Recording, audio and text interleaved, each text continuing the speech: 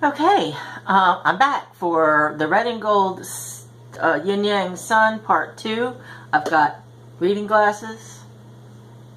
I've got my paint brushes and paint's ready to go this time. I even have a nice cup of hot chocolate. So, as you might see, I'm sorry, let me finish this off. These are just paints from last night. The Apple Barrel Black, the Patio Paint Gold, and the Master's Touch Vermilion. Oh, I forgot one, didn't I? I forgot the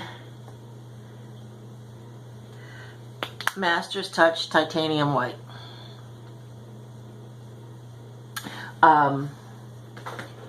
These are the same 4 colors we were using last night for the sun itself, and the colors that are going to be for the highlights and lowlights.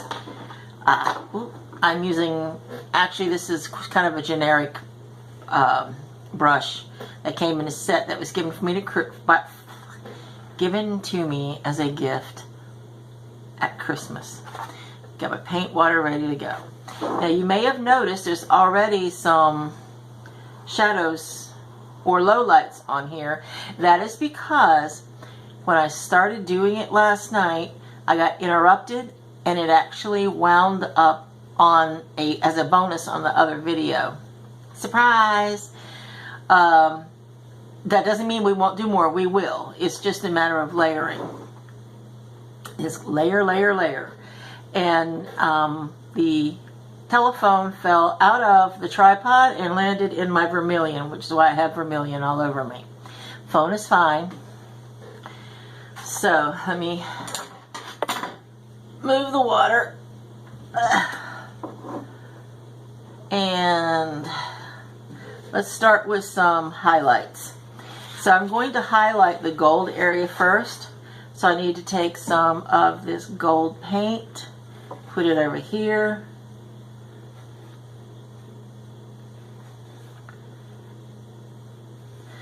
This is for when I need to just use it straight as gold, and this is for mixing. So I want to mix the gold with a little bit of white to give it some oomph and some opacity. Because as we learned last night, or last video, which for me happened to be last night, this black bar you're seeing here is part of my tripod. I think I finally got it figured out. That may not be enough gold.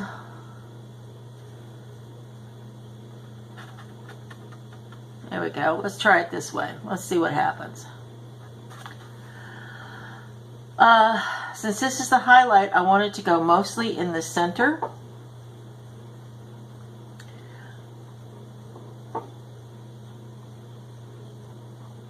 And as you can see, it looks a bit different. I can always go over it with the gold paint, plain gold paint if need be. So I'm spreading out the highlights. As a matter of fact, I think I will. I'm spreading out the highlights into the low light or shadow area. The reason I call them low lights because they're not really shadows. It's not a shadow of any kind. It is more of an area where you want to impart definition and depth. I guess the water really should be on this other side. Sorry about that. Okay. Wiping off the excess on my paint towel, which is on my leg, which is the part you can't see. I'm going to do the same with the vermilion. It's got a little bit of gold in it, but that's okay. I'm just I am going to create a lighter shade, which is really pretty orange, isn't it?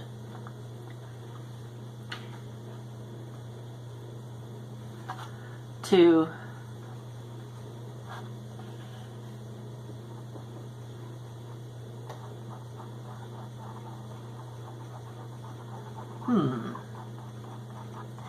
This might be one of those times when I should probably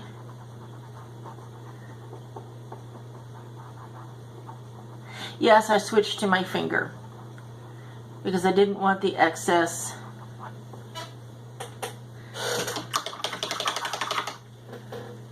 now. Let's see, I didn't want the excess paint on the brush to get in there. Now let's see this.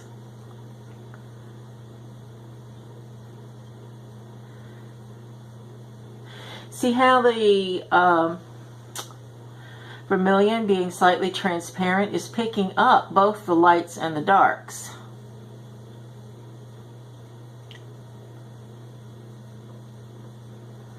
From underneath, you're able to see the color that's underneath. So if you spread it out thinly, it does become that nice transparent color. Forgive my sniffling. I took my meds and my nose is starting to run, which is a good thing because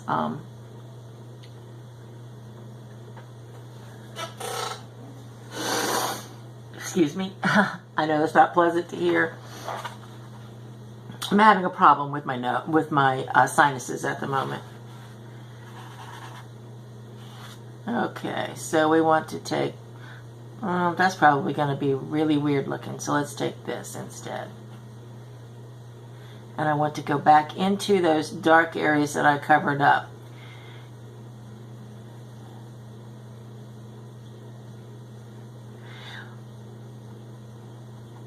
I often put out too much paint. It's one of those, your eyes are bigger than your tummy kind of deals.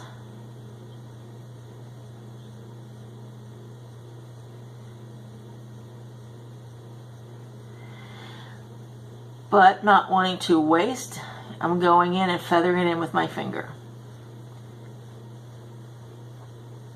In case I got a little exuberant there.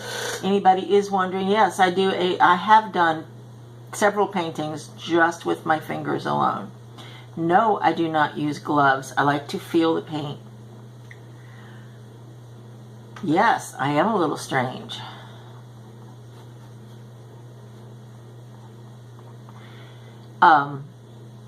When you are an energy worker as well, because I'm also a Reiki master and I don't really do traditional Reiki anymore. I don't know if you can see that. I'm in my own shadow here. See how that's taken on some definition of dimension? Now I will clean my brush out, wipe it off, and go back in with some of the pure dark. I'm sorry you can't see that. Just pure black. Not a whole lot, like a dot. And put in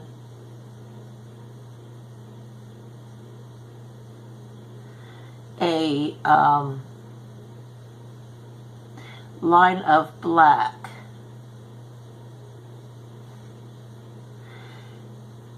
It's not really black because it's so thinned down, but it adds just an extra layer of dimension to it, an extra layer of definition.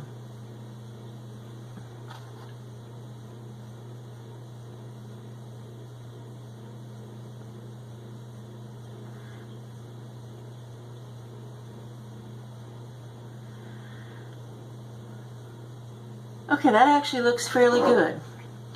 Now, I want to just clean my brush out and drying it on the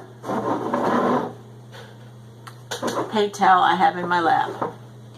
So that appears to be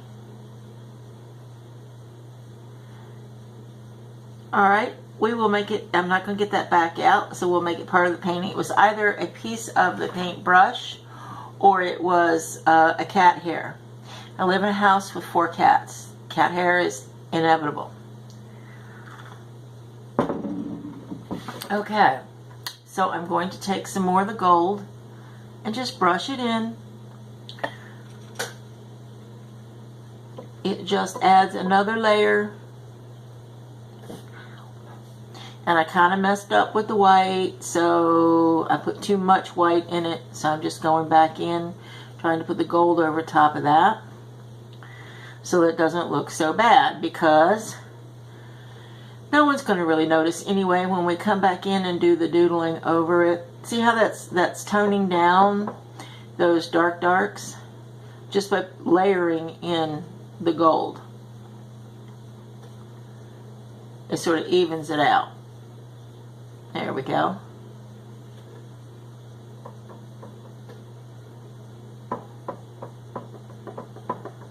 You get the idea there.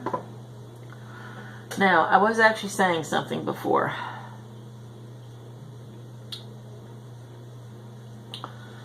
I'm going to take, I forgot what it was. I'm going to take a little bit of the gold, or a lot of the gold, and mix it with just a little bit of white this time. Not hardly any at all. Did you see how I just drug my brush through the paint there? I'm hoping you can see that and there isn't a ton of highlighting. Ooh, so much for cleaning my brush out real well. So this would be the highlight color, and this is the color I want to come and put in the center of these gold. The only difference between putting in the highlights and the lowlights is the addition of the color. It is done in exactly the same manner.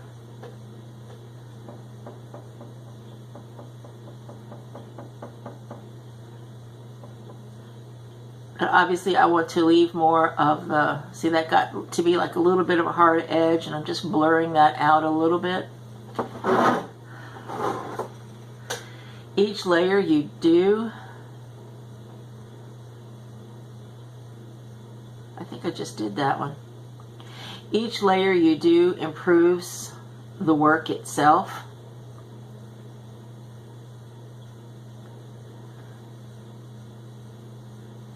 You know, it's pretty bad when you forgot which one you just did. And if there's any white showing through, I will come and just touch up that gold a little, touch up the over the white so it's not stark white. Just looks like a brighter edge. There we go. And I want to blur out those hard edges a little bit.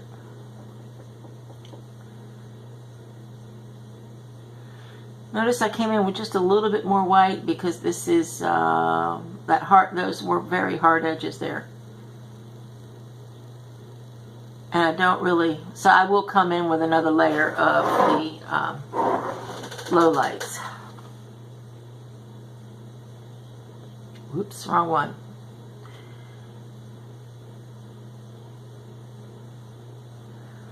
This has a little bit of the white showing through, so I mean when I did the underpainting part. There we go.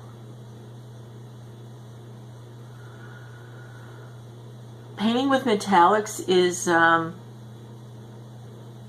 if you're not used to working with transparent paint, working with any kind of metallics is going to be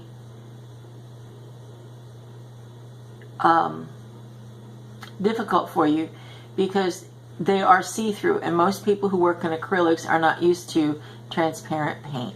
They don't know really how to deal with it. And you see here on this one particularly, I got a little carried away with that low light, so I'm going to try and come in and cover it up with that transparent so I can give it a softer edges.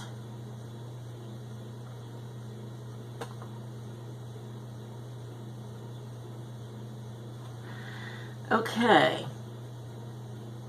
I don't recall whether I did this one or not. Just in case, I'll come back in and do it again. Because some parts of it, like the bulbous areas, need to be brighter than these side pieces, which are a little skinnier. So I take them, I make them appear smaller just simply by using the low lights. There we go.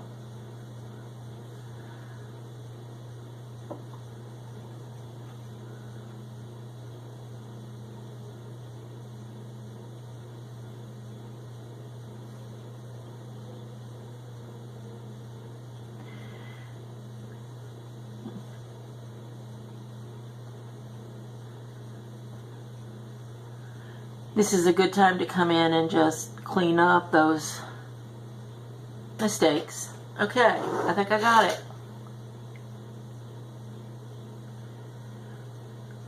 Saw this sticking out. It just sort of screamed, I'm a little brighter than I need to be.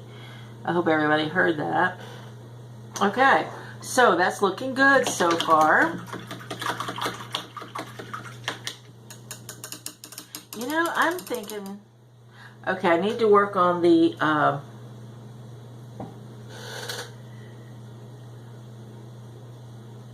highlights for the vermilion. And sorry I'm doing that off screen. I just took the smallest dab of white and mixed it in with the vermilion that I had left. So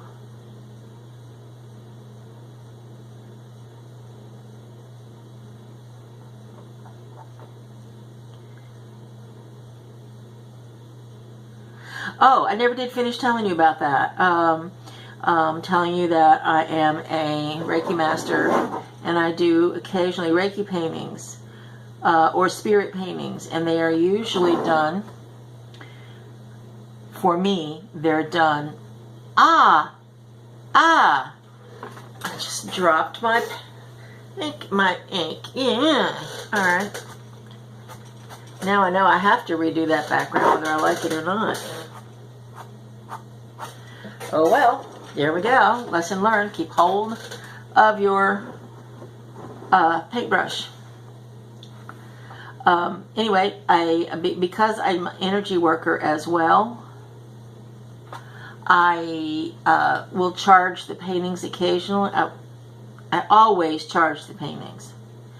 Sometimes they get a little extra because I paint them by hand, and as I'm painting them by hand,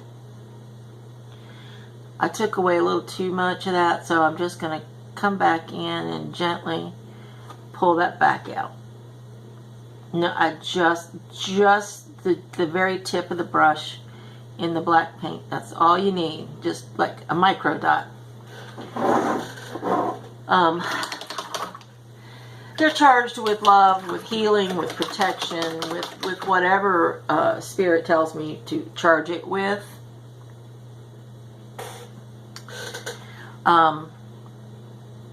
It depends solely on what the person who's going to be buying it is going to be needing.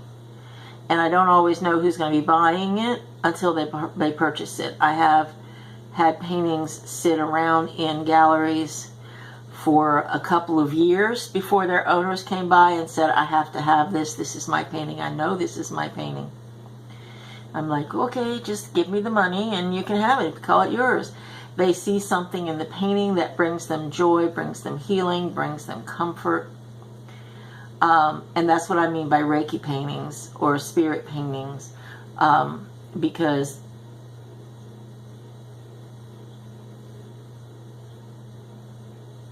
they're charged with a specific energy for usually a specific person. I've also had stuff sit in galleries for a matter of minutes when someone comes along and says, I need this painting, it brings me comfort, or I need this painting, I need to look at it every day when I get up. I need to hang this over my bed because I know this painting is healing me. So, you know, I know it works. I know people are drawn to specific qualities of the energy that's put in, and a lot of times, for me, it works because I've done it with my hands, and I've put love into everything that I do. Well, I do anyway, but for Reiki paintings, it is very specific. I don't always know what it is when I do the Reiki paintings or the soul portraits or the spirit paintings or whatever people choose to call them. I don't always know what it is I'm putting in there. I'm just told to put the energy in. And I'm told by my spirit guides or angels, if you prefer.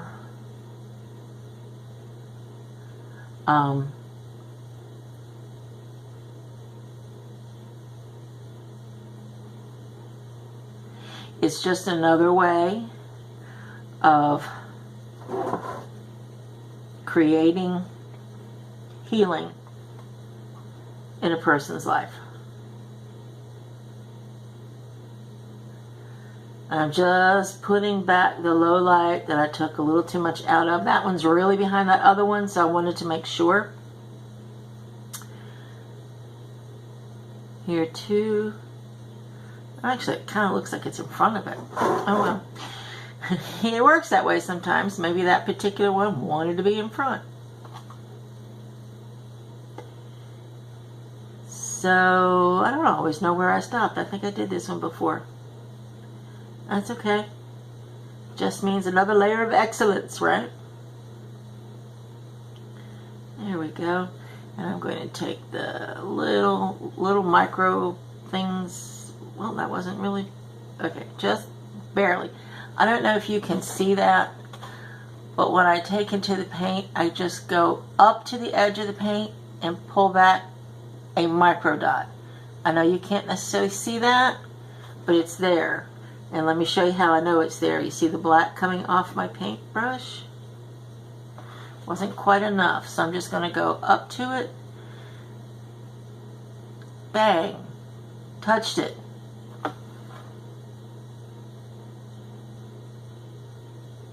There we go. Alright, I am going to call that not quite finished. On the gold one, I took off a little too much of the low lights in here. So I'm going to take this gold. I don't need much. It's about all the gold I'm going to take. I'm going to go peek into the paint, the black paint. And I'm just mixing it till it is what I think it should be. It's my painting. I get to decide that thing, that kind of thing, like what color the highlights and lowlights should be.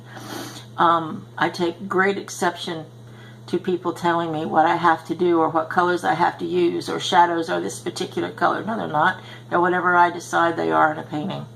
Whether it is, I'm just rolling off the excess at this point. And it's the same thing with your painting. So I'm going to come back in here with that little darkish hue, shade, tint.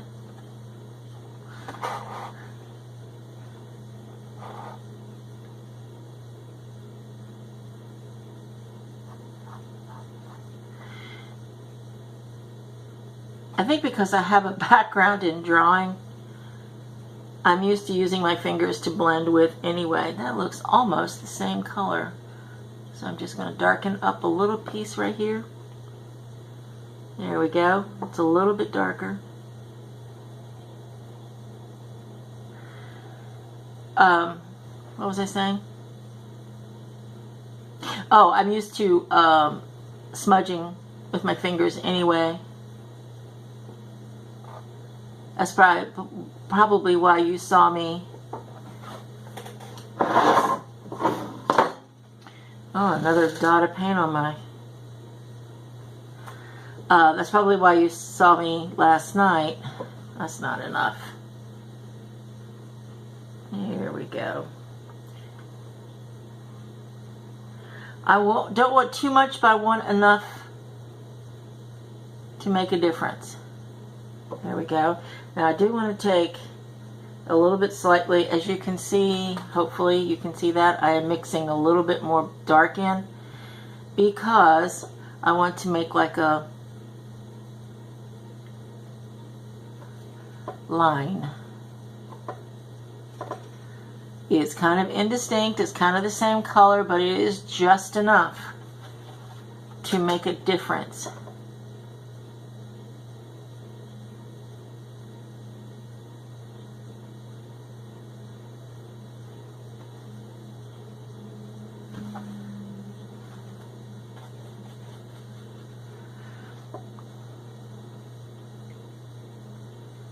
And adds depth.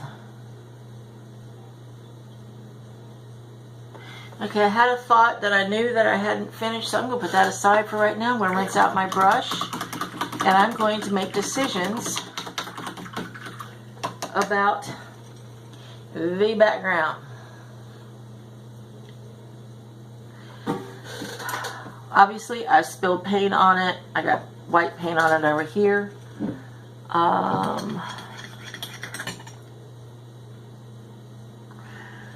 I'm thinking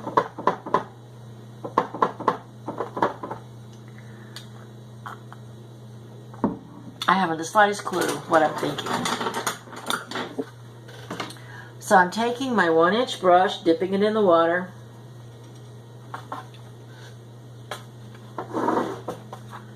I don't know that I like the purple that I added in. I don't know. Here, let me fix it. I don't know if I like the purple that I added in. I'm also not sure I like the blue. So what I'm going to do is take the gold, and I did not wash this brush out. I only rinsed it. And a little bit of the red. A little bit more black because I don't want the background obviously coming forward. And so we're just going to do this, and that's not working. Let's do a little bit more.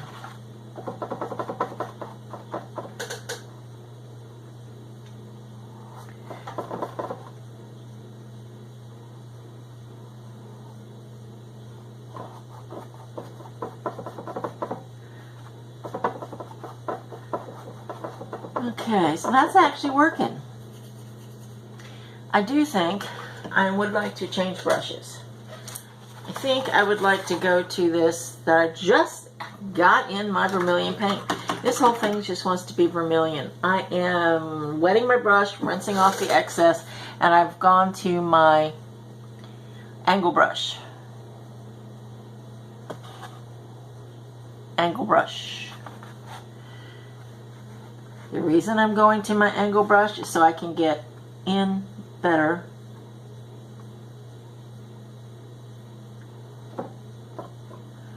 with these into the little corners.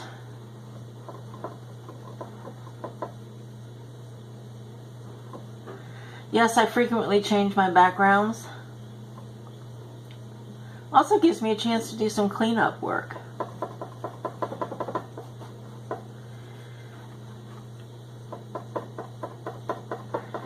And with the addition of the colors that are in the star, sun, it brings the background into a cohesive state, harmony with the rest of the painting. A lot of that changing of the backgrounds because I just wasn't thinking. I just wanted to put in a generic background because I did. Don't know, can't answer you on that one, but it does give it a nice warm kind of sense to it. So I'm going to continue with the black and gold for a while and making sure that some of my strokes, most of my strokes, go outward. And in those areas where I went around, I want to make sure that they go outward in the end because of the fact that this gold paint is metallic and it can have direction to it.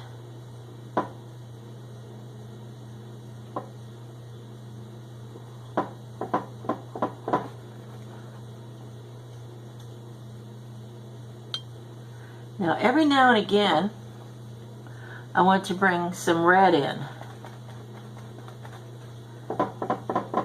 because we used red also.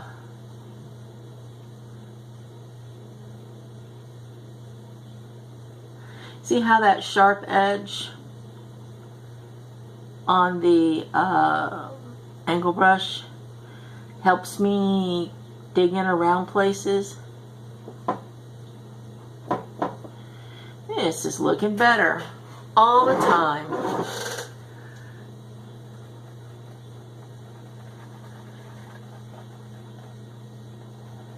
Just mixing it around till I get a color I like.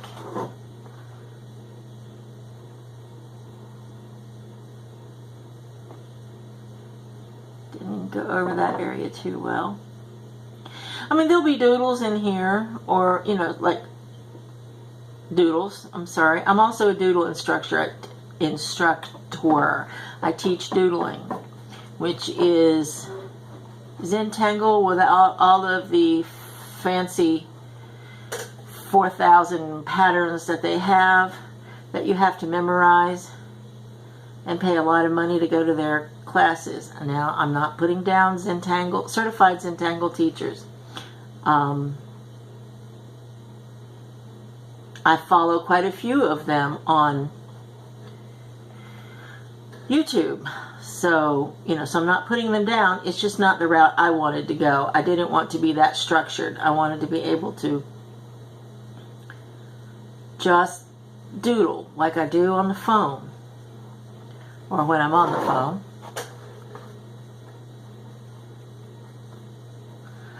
I know this is probably hard for you to see because it is dark on dark on dark. My tripod is not throwing a shadow, so I can't blame it on the tripod tonight. Hi, we're back. This may well be part 3. If this doesn't work out, and to continue the other video or a separate video, depends. First problem, as you can see, I have everything is dry to the touch. It takes a couple of days for acrylic paint to totally cure, but I'm going to forge ahead anyway. The problem is this is a slick paint. Slick meaning it has a glossy surface. As you can see, the glossy surface. Okay? Most gel pens will not write on a glossy surface. Jelly rolls from Sakura do. So I'm using my white jelly roll to make large dots. I may have to go over them again a second time. And we're just moving out from each between the individual rays. Feels wet, but I know it's not. As straight out as you possibly can to as far as you want them. Okay? They're meant to look hand finished. Even the jelly roll doesn't necessarily want to always do it. I need to really work on my English here lately. Each of my little dots gets smaller and smaller until they become just the size of the end of the pen. Okay? So we're just going to continue to do this all the way around. Feel free to speed this up if you want. Just as with watching paint dry or watching someone else paint, it can get a bit boring.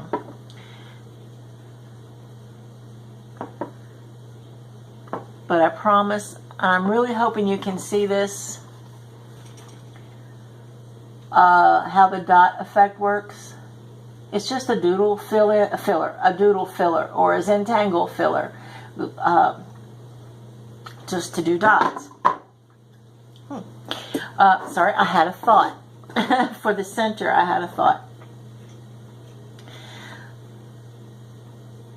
So I am going to continue to do the dots all the way around. And since I'm unsure how to pause this,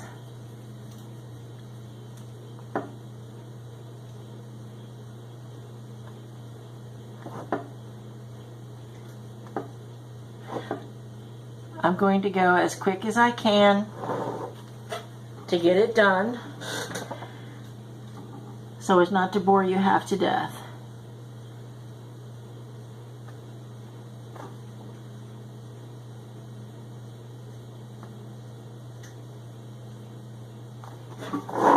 Keeping in mind your doodles, if that's what you decide. I decided to keep these doodles all going the same, like as far out, straight out, like from the center. If you wanted your doodle dots or whatever design you choose to put in here to meander, then by all means meander them. I'm not going to be the one to tell you, look, I started going in the wrong direction. I am not going to be the one to tell you what you do is wrong. Now that looks a little weird. Here's a trick. I really don't like that. While the jelly roll is still wet, you can erase it and start over. You cannot do it after it is dried. And trust me when I tell you, sometimes, depending upon the surface, it can take forever to dry. I'm still not happy with it, but it's better. Which is another reason why we turn our work so that I know I can't work sideways. I have to work either towards me or away from me. And I'm encouraging you to do whatever it is that's comfortable for you to work.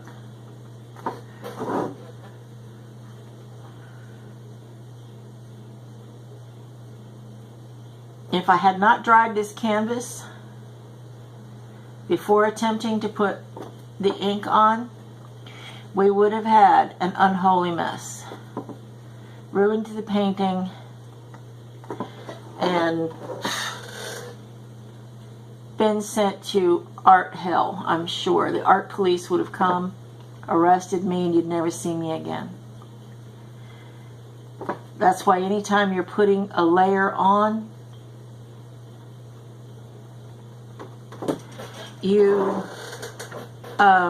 now this is where you have to be careful. This is where I'm going to want to work towards me, because this ink here is still wet.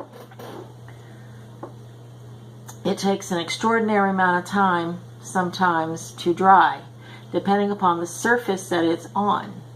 This is on a non-porous surface now.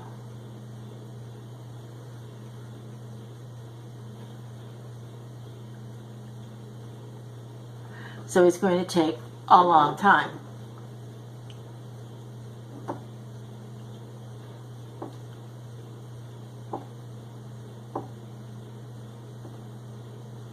And it's okay if they turn out to be oval or whatever. You can always come back in and touch them up if you don't like them. Or, God forbid, you should really not like them. You can come in and do another background and just erase the whole thing. If you wind up not liking your painting when you're done, you gesso it over and start again. There's no such thing as you have to live with this piece of artwork the rest of your life. However, you should probably stop and give yourself a couple of days. There we go. Now, of course, I did the outside before I did the inside, and now I've got to be super careful or the ink will go really wonky on me. Now, I have this Tech Writer gel pen in black, which looks like it's almost empty. I'm going to try it.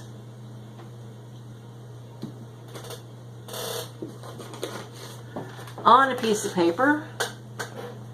Yes, it works. So the question becomes, what am I going to do for the design? Yes, I freehand almost all of my doodle designs. I no longer have hot chocolate, I have warm chocolate.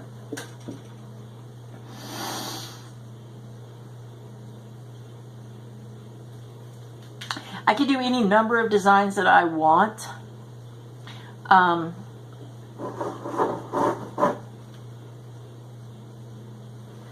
Let me try this one. Let's see if this will.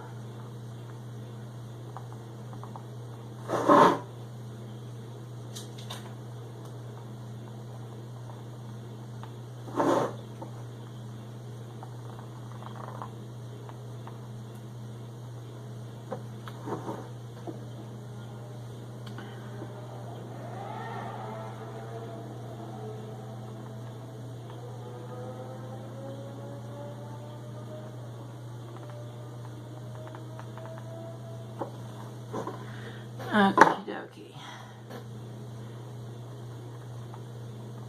See how the ink is wanting to bead up on this surface. Now I could have covered the whole thing with a matte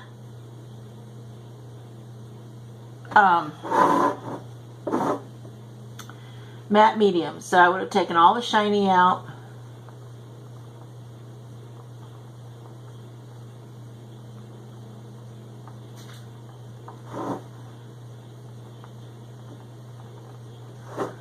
Which to me would have been a shame. I believe this particular pattern is called Fescue in Zentangle. I don't know. I think it looks great as little teardrops. You're going to have to wait till it dries if you want to go over it, simply because they don't dry right away.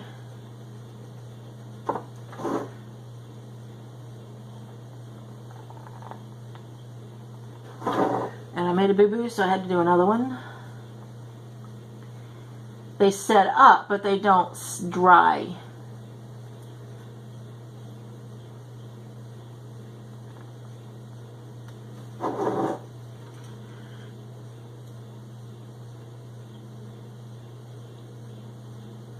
What I was trying to do was darken in that line.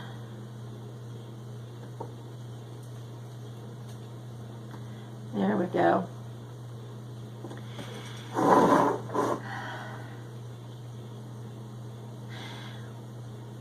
One thing I might want to do are little bubbles up the side.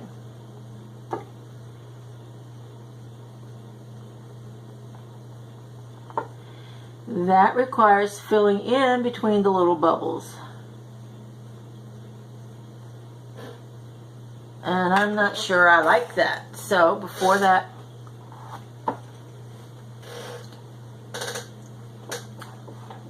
the difference was the first swipe as opposed to these swipes was wet.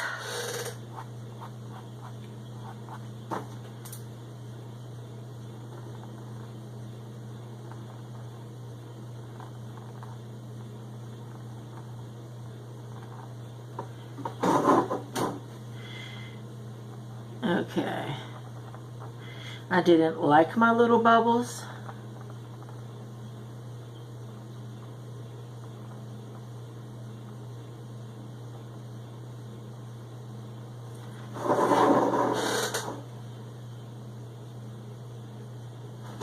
And if you wanted to give them a little point, you can have dots. Dots have forever, I don't know if you can actually see what I'm doing, been a filler or design element to lead the eye. And in this particular case, the dots are leading the eye outside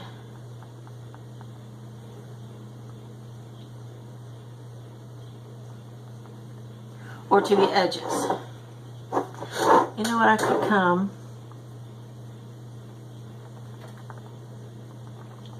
canvas is hard to draw on. I've seen people do it and it just looks awful when people use canvas as a drawing medium.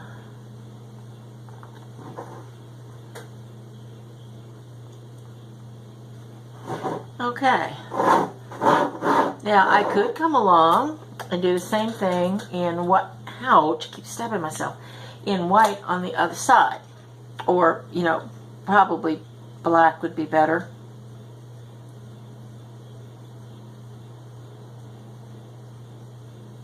Because white is just simply not, let's see. Yeah, what, well, I can see it here, but it just doesn't show up. But I don't want the same black. I think,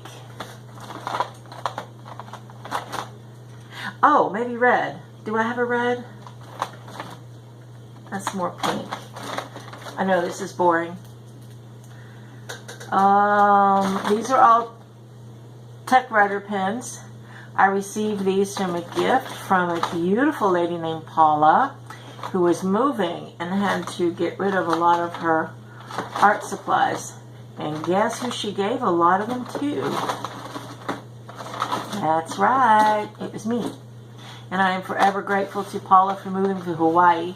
Not only because I got her art supplies, or some of her art supplies, but I got a friend who lives in Hawaii, so now if I can ever afford to get out to Hawaii, I have a place to stay.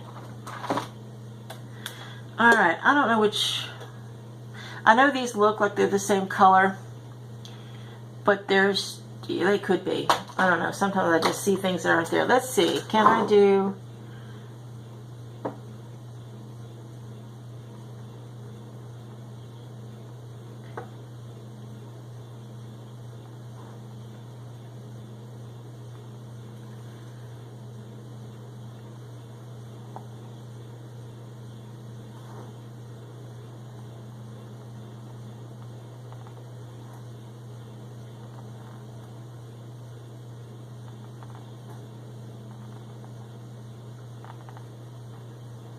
okay.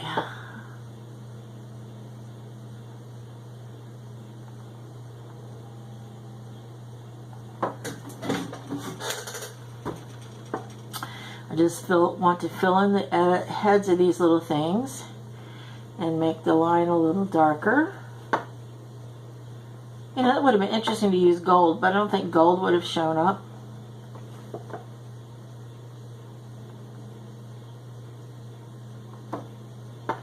But then again, now we'll never know, will we? Unless, of course, I redo this. This would be interesting to do in watercolor, too.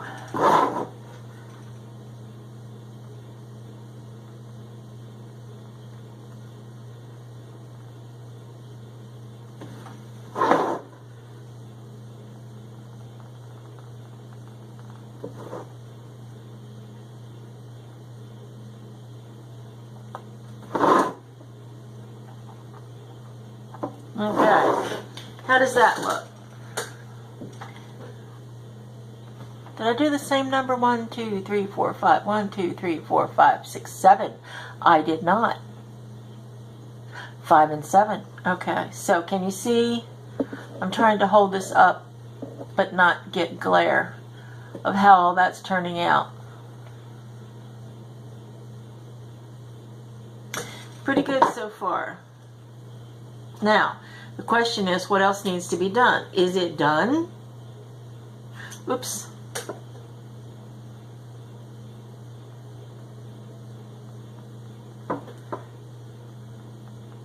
So these little dots are going to be leading us back in.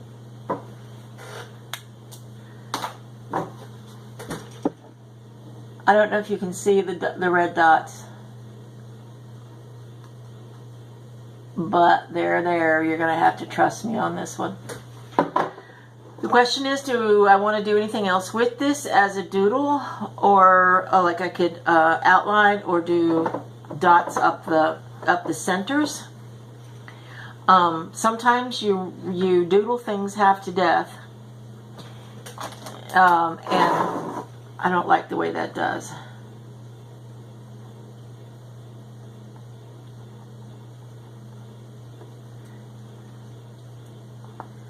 Okay. Hopefully the ink is not poisonous.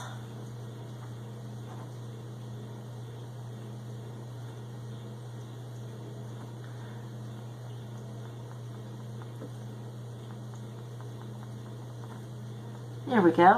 Now, one of my favorite tools for painting cleanup is a Q-tip. I just wet the end of the Q-tip in a not healthy way. And I'm going in and I'm cleaning it up.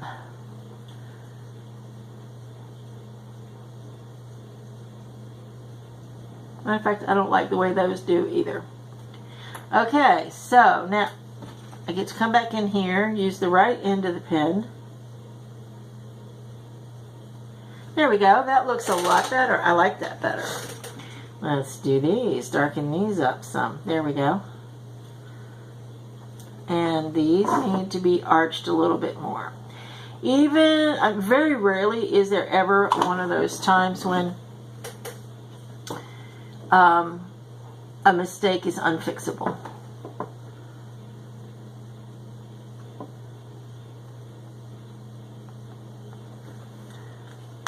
So I don't know if you can see what I did with the red and the dots. I just simply moved them. Now it's going to take a few days for those to completely 100% become part of the painting. And that's okay. I can come back in with the black. That was green. Lost my black pen already. And darken these in. Again, probably tomorrow after it dries. A little bit more. I'm thinking it's done. I might do... I wonder how that would work.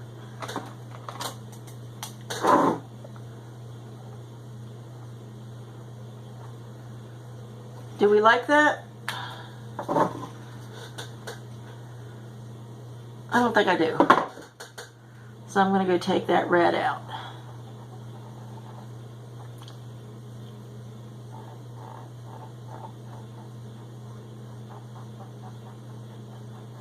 Q-tips are your friend. Look at that. Came right off. All right. So I'm going to call this thing quits before I doodle it to death. I will do a round yin yang, and I will show you in picture form and like a little slideshow of different doodles you can do for the center. If you want to do something on your rays, go right ahead. I think that would kind of take away from it. I'm not sure I'm even happy with that. I don't know. I just don't know. But I am going to call it done. If you guys would please like, subscribe, and share, I would really appreciate it.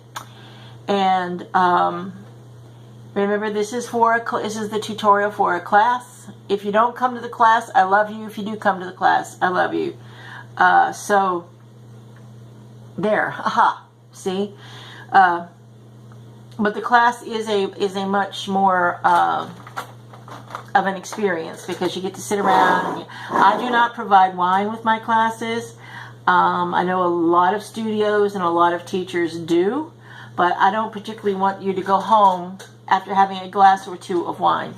I don't think that's healthy and probably not legal. So that's why we have ours on a Saturday afternoon, and we have fun with iced tea and paint and each other. That's where we find our fun. So please consider it if you live in the San Antonio area.